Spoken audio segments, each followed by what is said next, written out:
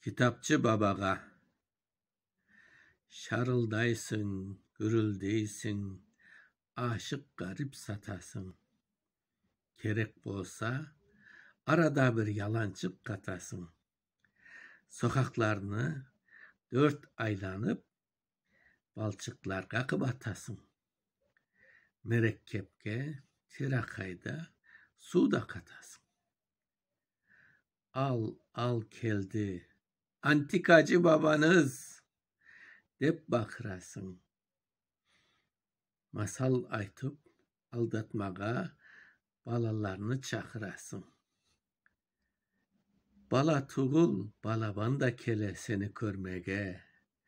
Sen de başlaysın, malümen tüzüp yalan örmege. Kezlevde bir apakayga, bir ilaç satkansın.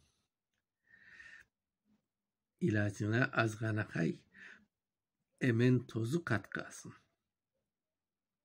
Bunun için birkaç apay seni biraz kınagan, birisi tayakman urganda, birisi kulak çiğnagan.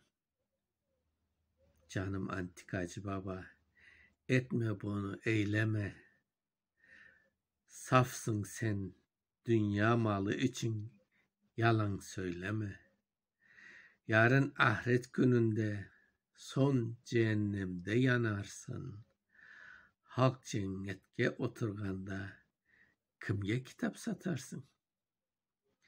1920. Yazan Hamdi Giraybay. Okuyan Mustafa